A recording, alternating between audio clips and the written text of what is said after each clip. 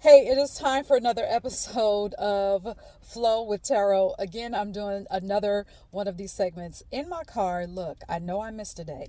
All right, I missed yesterday, but here we are today. And I could batch all of these videos. Just pick a day and just do batch recording. But for this particular segment, I don't want to do that because I want whatever card that we come up to just let us be in the moment, all right? And when I pull a card, I want the feelings that you have about it to be in the moment. I want my feelings that I have about a particular card to be in that moment. Because even though this is not a reading per se, I still want us to be able to pull something from a particular card that we can still apply to our lives for that moment for whatever reason. There's a reason why I called the my this channel Magic in Motion, because it's important to know that whatever your spiritual practice is, or whatever spiritual practices that you find yourself in, you should be able to apply that to your life, to any challenge, and see positive results. It should be working for you, not working against you. Okay? Also, I want to say this too. If you are in a space right now in your life where you're thinking, I know that I have gifts, I know that I have spiritual gifts, how do I know what those are? And this is particularly if you have left religion, okay? And what I'm going to say to you is this: pay attention to what you have always had a natural affinity toward. I've said this before on this channel, I'll say it again. What you have an affinity toward, that is a guiding post. So, for example, on our Flow with Tarot segment, I've always had an affinity toward tarot. I've always had an affinity toward, I've always had a strong interest in divination and the use of tarot with divination, even while I was in church, but I dare not explore it. No, absolutely not. Because of that religious fear, all right? Even after leaving religion, I still was very hesitant because of, religious fear and religious programming. So I said all that to say this: I just started to move toward those things that I had an interest in already. So use what you have an interest in as a guiding post, all right? And whatever you do, there's no rush, because your spiritual technology doesn't go away. Your spiritual gifts don't all of a sudden disappear because you're not using them. No, there's no rush in this. You'll find that as you start to get more knowledge for yourself on the things that you have an affinity toward, your gifts will begin to expand. They will become more evident to you, and you'll start to reconnect with your intuition and start to apply those gifts to your life and to any challenge that comes up to see positive results. You'll start to learn how to use your spiritual gifts to see positive change, all right? Because at the end of the day, your spiritual practices should work for you, okay? All right, so let's get into Flow with Tarot. So the card that I have is the Hierophant, okay? This card, I used to, when this card would come up for me all the time, I used to instantly feel annoyed. This is one of those cards, all right?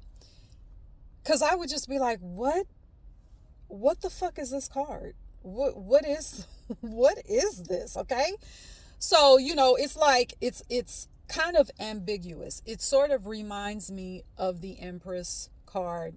It also reminds me of the King of Wands, because the image seems the same, but I feel like this card, the Hierophant, is kind of like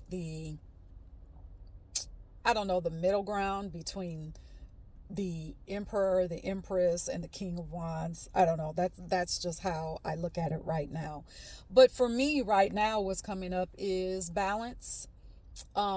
Having a balance in your communication, having a balance in the way that you communicate your boundaries,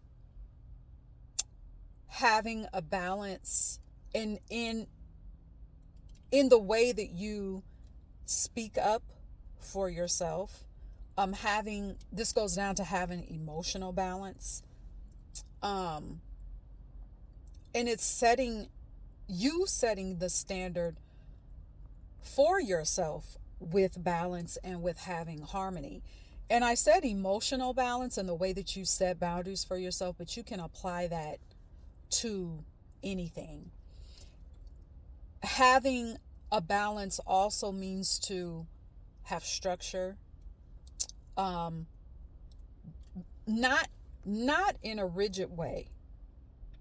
And that's where I think that's where the balance comes in, because you can set boundaries, you can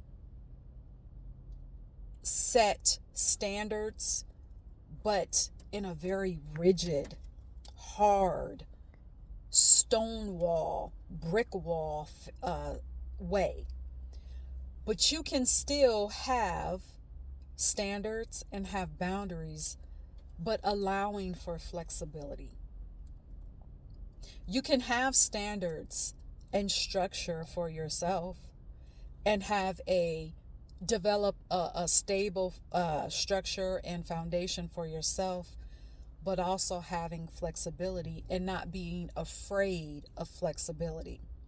Because part of having balance is setting standards, having structure, setting boundaries without the control aspect. To have control over something is the extreme way. Okay. And so we don't want control.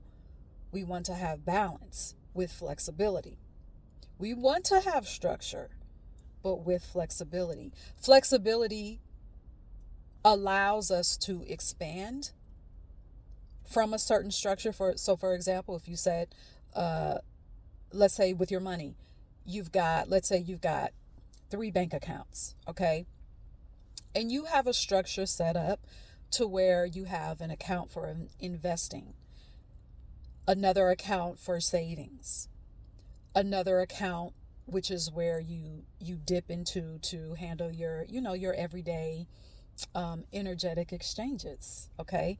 Well, all of that is structured, yes. It is you having boundaries with your money, but then there's a flexibility in that, so you can add perhaps maybe 2 more accounts to expand on your investments.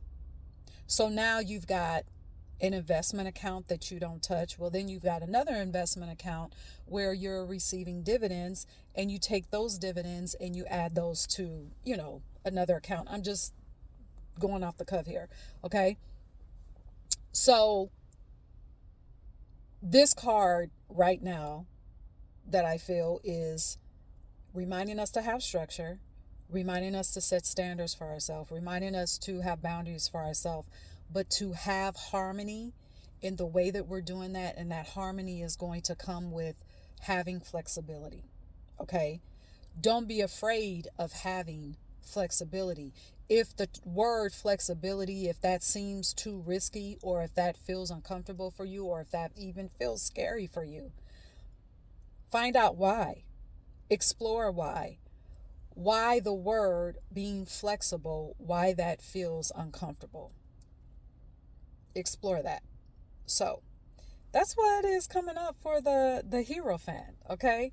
So let me know what you thought about this card for today.